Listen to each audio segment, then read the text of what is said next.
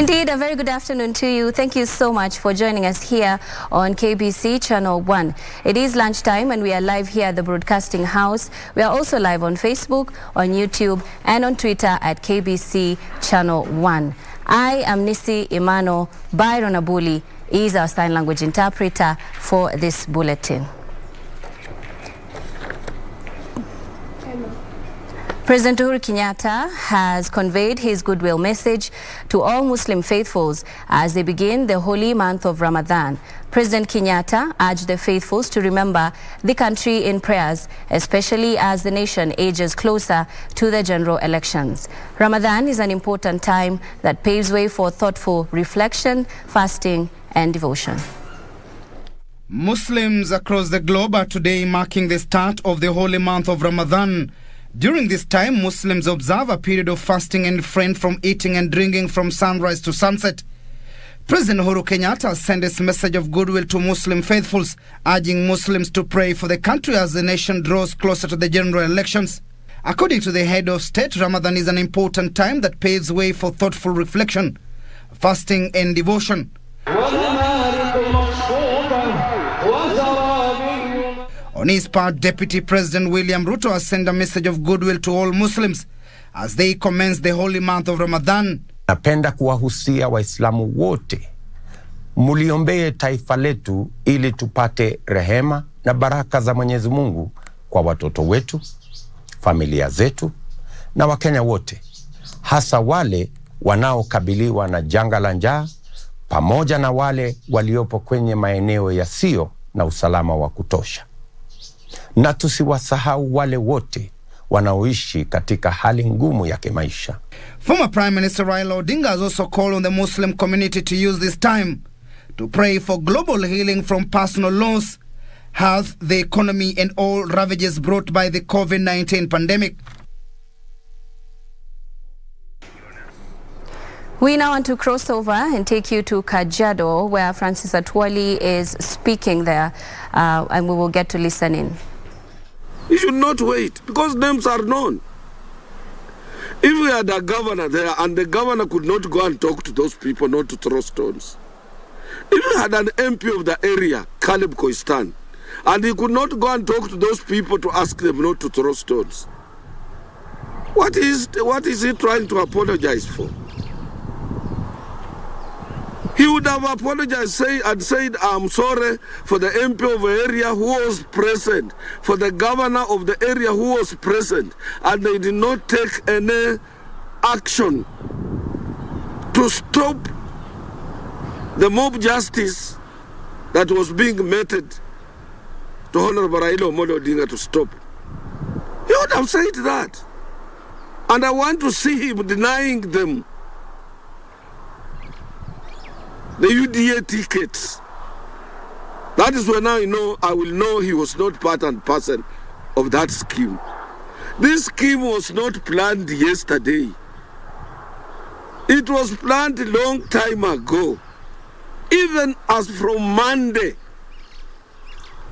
When on Monday we were in Lukuyani and we had an aircraft to come to Eldoret to pick us. I had an information, and when I asked the Prime Minister that kindly please don't go via Eldoret at the airport, he said no, this is very near compared to Kisumu, and I did not want to argue with him because I said he had fixed mind and he was tired and he was leaving. I just prayed for him that let him arrive Nairobi safely. One of his aides, Sandio, had a problem of accessing the aircraft at the Eldoret airport. So this is not what was planned yesterday. It is what the Ruto's people have been scheming, and I want to ask him to stop that propaganda of saying he's apologizing. If he's seriously apologizing, let him stop that propaganda. We want Kenya. Kenya is one. We have no any other homes where we'll run to. We are here, our children are here, our grandchildren are here, our relatives are here in this country. Let not William Samoei Ruto play with people's minds. and let everybody campaign everywhere. I want to appeal to my Luhya community to allow everybody, even a lame politician, even a politician who cannot be able, who has nothing to say, let him be allowed to transverse Western Kenya looking for votes. We are not going to zone Western Kenya, and let not people be zoned. Even those who supported, those ones who are lying, the people who are saying they are now with William Samoei Ruto, like Musalia Mudavadi, Moses Wetangula, who went there because of their own stomachs. Who went alone without the Western Kenya people. People who are aging badly, an old man going to campaign for a young man. When people are asking, the young man is the one who is supposed to be supporting you, Musalia Mudavadi. It is not the other way around. So, this is what I'm trying to say. For the young people who are there before, an old person like Musalia Mudavadi, like Moses Wetangula, he's not supposed to go and campaign for him. And these are the people who are misleading Ruto. And somebody writing statements for them to read. You say you deny, and we were with you signing at KICC, signing for BBI. You come up and say, oh, this thing is very bad, let's change for the money, oh, this person. BBI, I went through all those meetings. I was not being funded by government. And I've never been funded by government on any project, including in my home here. We feel for this country, and they must stop it. Ruto must stop having some ulterior motive and scheming how he can eliminate leaders before the elections. This is worse.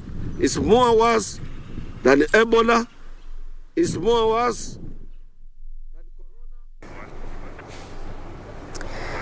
Of course, Francis Atwoli there speaking, he's sharing his sentiments about the incident that happened in Elgeyo Marakwet, where the ODM leader Raila Odinga's chopper was pelted. He is just urging Kenyans to practice political tolerance. Away from that, Mtangazaji Savings and Credit Cooperative Society has announced improved cash flow and improved profitability for the year ending December 2021 amid COVID-19 pandemic profitability. The SACCO chairperson, Liverson Mwasere, further revealed that a 10% dividend proposal has been voted for during the annual general meeting held at KBC grounds. Mtangazaji SACCO, which held its annual general meeting today, has seen an increase in members' deposits in 2021 compared to year 2020. The members' deposits increased from 36.6 million shillings in 2020 to 37.6 shillings in 2021. This is an increase of 940,000 shillings. Liverson Mwasere, the SACCO's chairperson, however, said the issuance of loans to members decreased in 2021 compared to the previous year, 2020. He also earmarked this person removes money which is not his.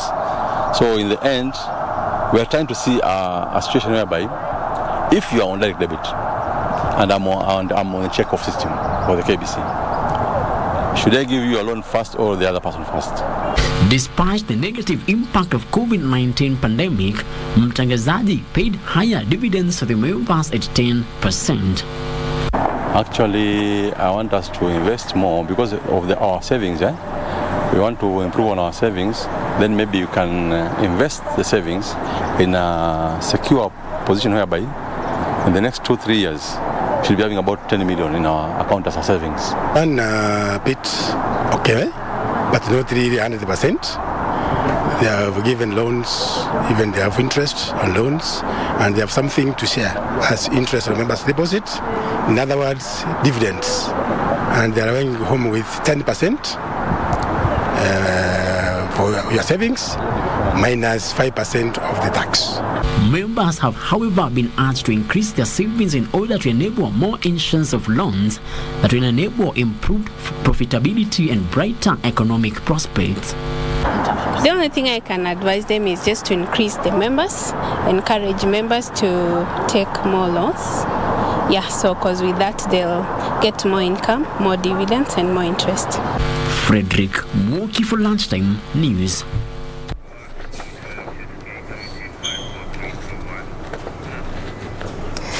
Moving on, newly appointed Music Copyright Society of Kenya, Dr. Ezekiel Mutua, says he is determined to curb music piracy and ensure artists benefit fully from their work. Mutua called on musicians to support his office as he intends to bring sanity to the industry. At the same time, Mutua outlined some of his key agendas for the industry. Yes. MCSK for a long time. I'm not a regulator. I think there is a lot of confusion between Mutua of Kenya Film Classification Board and the Mutua of MCSK. Yes, we'll have conversations about clean content and about what is best for our musicians and what is best for society. But our focus right now is to defend and promote the rights of our musicians. So much potential for MCSK. The only regret that, or the only challenge that I see is the lack of vision to properly manage the music industry and ensure that it becomes profitable, that musicians become as rich and as respected in society as it is in other countries. There has not been a vision that translates to relevance in terms of changing environments, in terms of ICT, in terms of collaboration with the international community and nurturing those relationships. Yeah, they will just waste our time there. We don't need to go to court or use police. Imagine.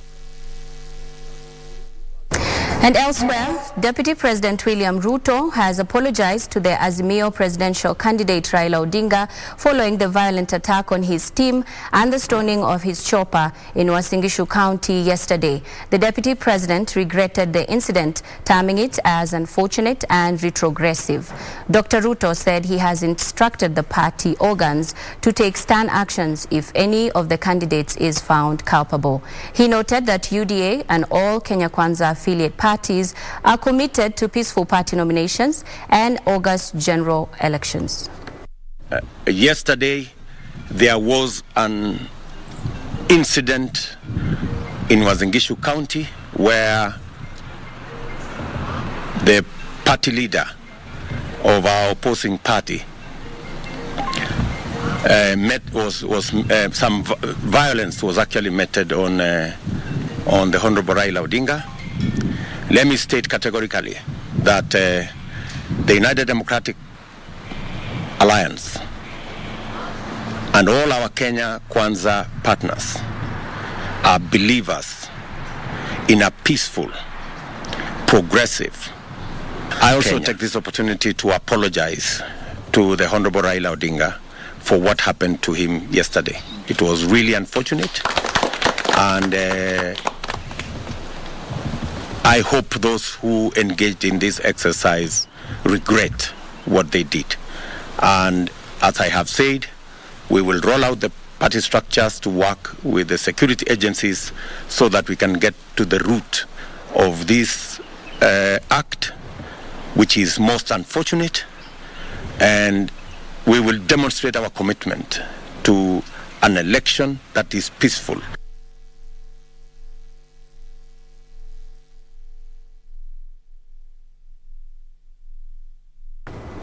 A family from Malava, Kakamega County is seeking for financial assistance to have their 3-year-old daughter undergo cochlear implant operation to restore her hearing ability.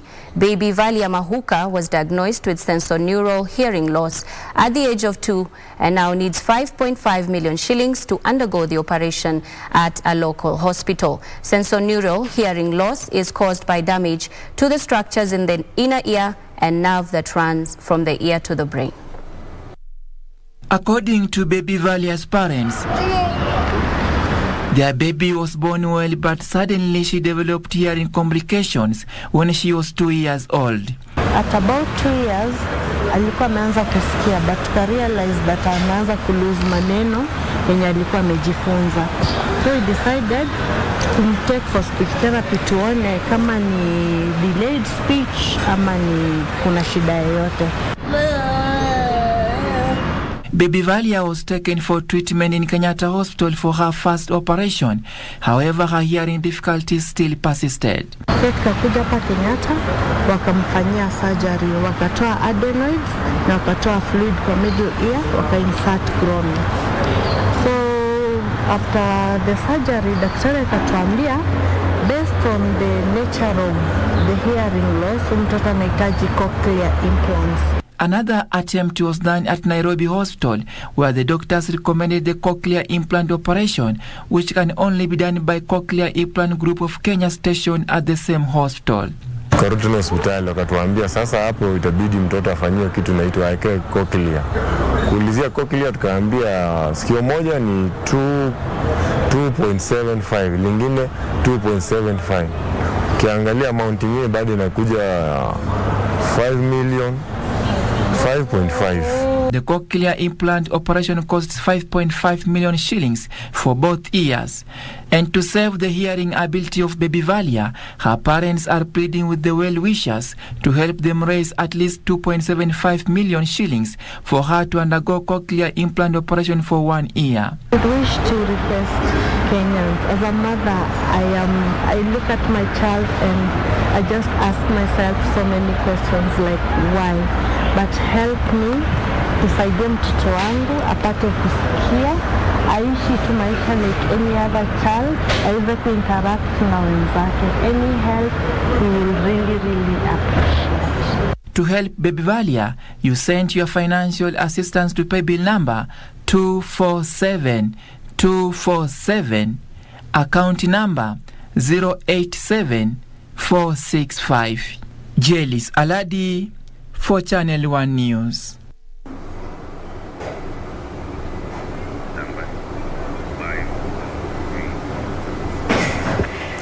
It's time now for a fast break, but more news on the other side of this break. Please keep it here.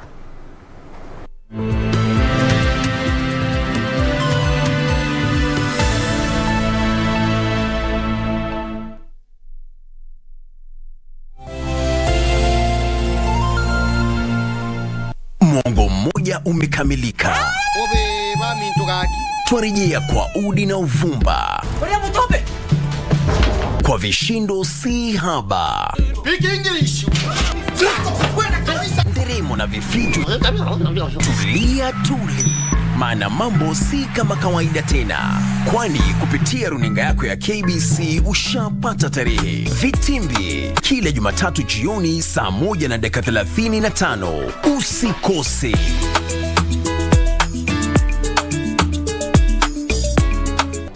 Do you have a news story to share with KBC? Get in touch swiftly on email news@kbc.co.ke or call 0723-892-654 or 0734-780-124.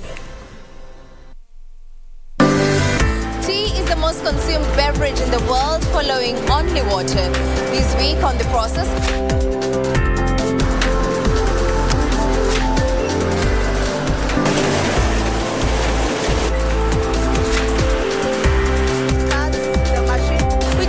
a look at orthodox tea processing.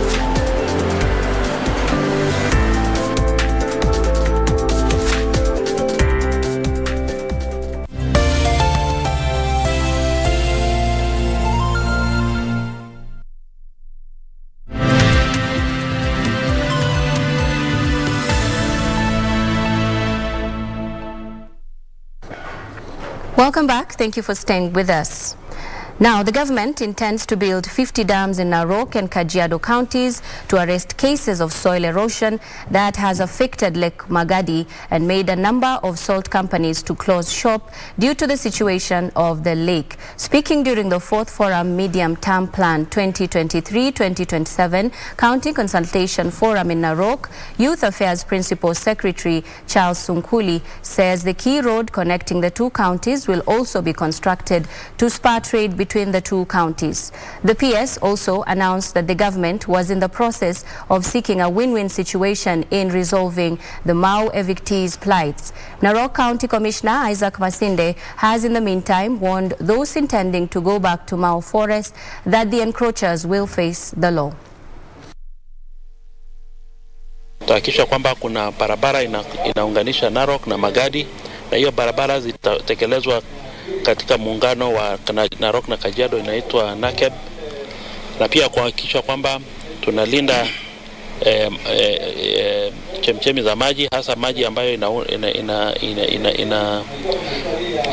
inatumika kule Magadi na kule Shompole, inatoka area ya county ya Narok. So lazima tuweze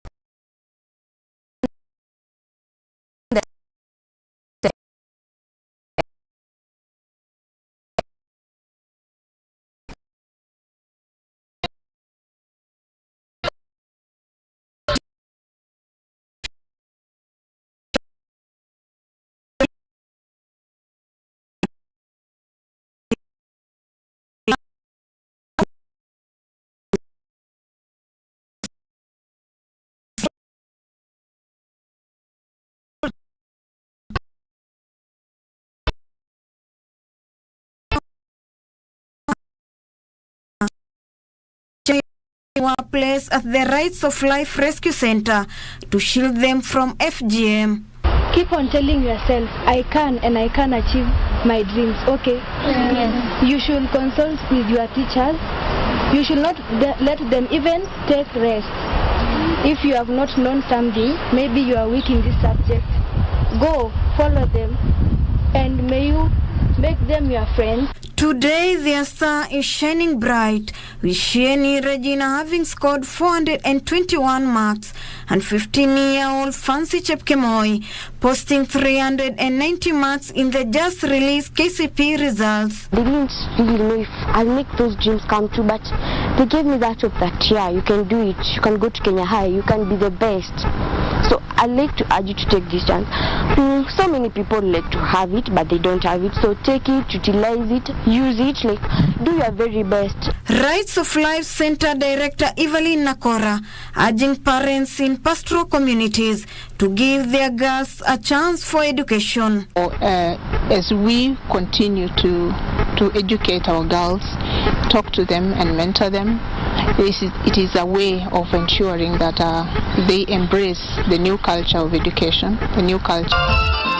But despite their performance, this rescue center remains their home with no immediate family member to celebrate with them.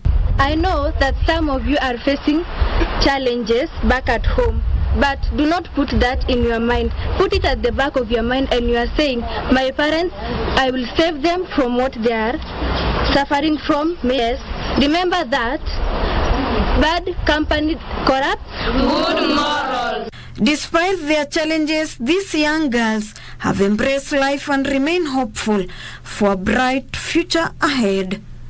Ruth Wamboy for Lunchtime News. Moving on, 12 years down the line, a cry of humanity has been answered to Merti residents in Isiolo County following completion of a water project that cost 95 million shillings. The project was destined to supply water to 5 centers including Mata Arba, Saleti, Riga, Korbesa and Biliki, which previously was supplied water through water trucking, which has been unreliable and expensive. It is elation to residents of Merti, Isiolo County, who used to walk an average of 10 kilometers to draw water from Waso River that was dangerous and tiring adventure. This is after National Drought Management Authority (NDMA), together with Northern Water Works Development Agency (NWWDA), successfully completed the Merti Water Project, which composes of 2 boreholes and 26.5-kilometer water supply traversing 5 centers. Geoffrey Manene, a water engineer from the Department of Water in Isiolo County, says through the project, water is now pumped from the borehole for 13.2 kilometers to a booster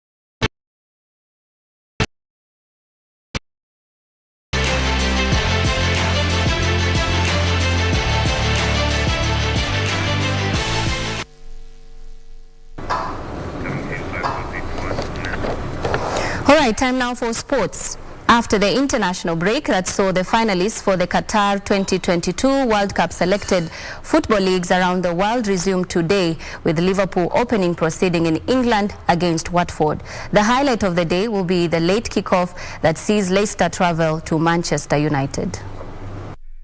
Liverpool's strength